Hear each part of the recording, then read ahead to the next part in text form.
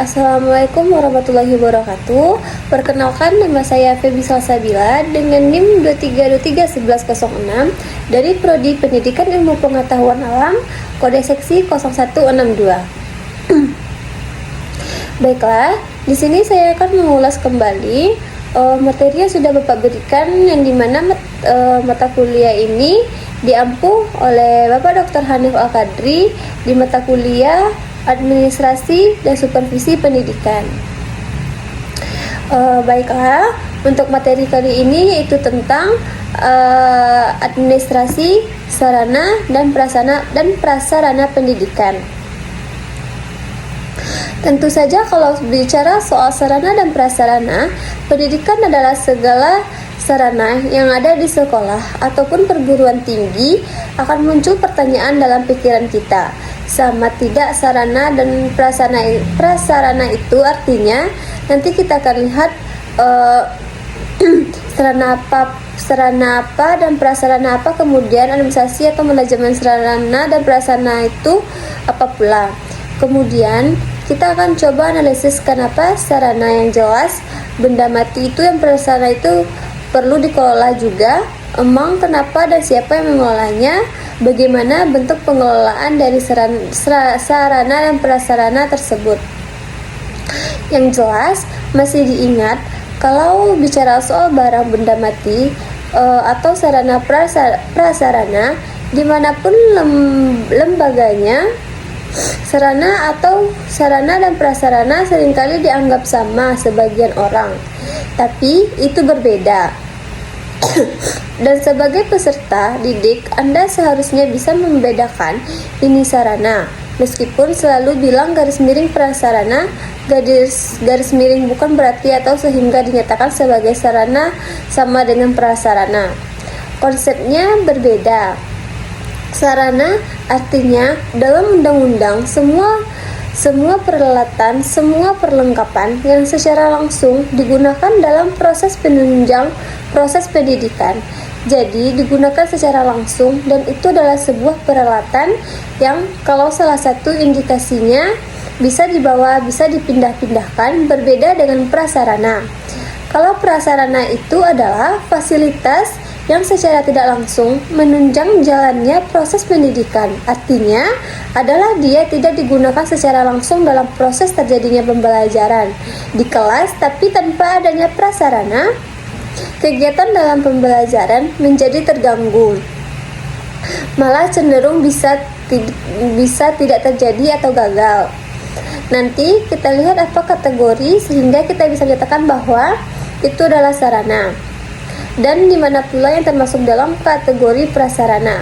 Administrasi atau manajemen sarana dan prasarana atau sarpras itu yaitu segala kegiatan pengelolaan mulai dari perencanaan, kebutuhan, penataan lahan, bangunan, perlengkapan, berbagai macam perabotan yang termasuk dalam kategori sarana prasarana.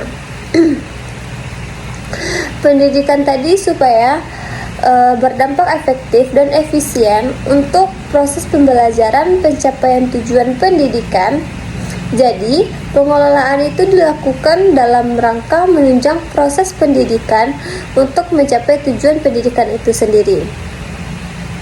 Ada 4 kelompok yang dibagi dalam sarana prasarana pendidikan. Yang pertama disebut dengan site itu adalah lahan. Yang kedua itu building atau bangunan. Yang kedua equipment atau perlengkapan. Yang terakhir adalah furniture atau perabot. Kita coba lihat dulu satu persatu.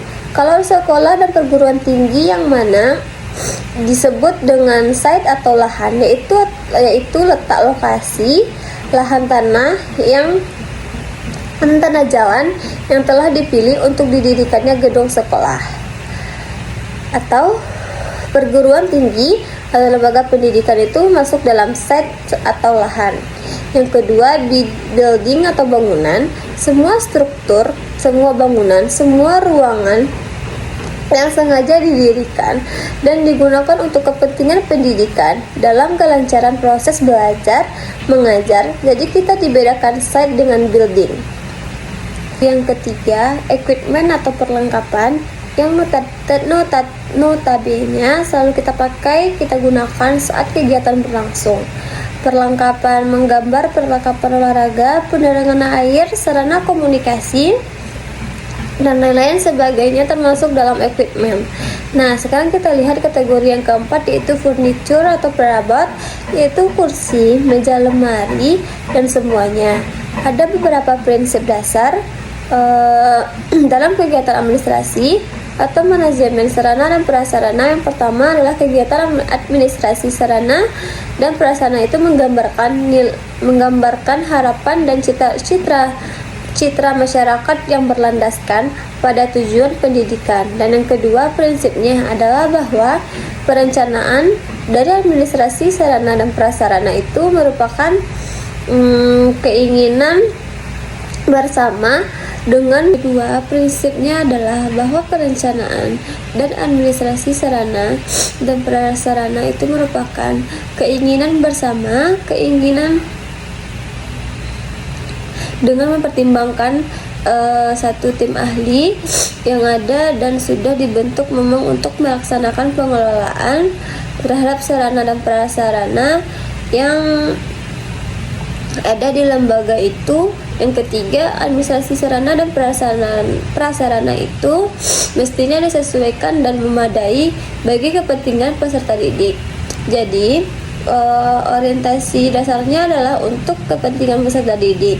Yang keempat, disesuaikan dengan kepentingan peserta didik dan pendidik dan tenaga kependidikan.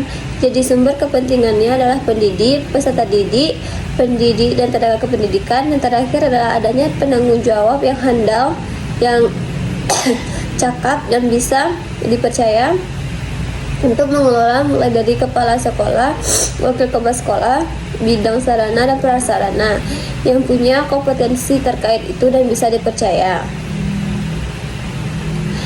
Administrasi sarana dan prasarana pendidikan merupakan salah satu aspek penting dalam manajemen pendidikan yang bertujuan untuk menyediakan, mengelola, dan memelihara berbagai fasilitas yang mendukung proses pembelajaran.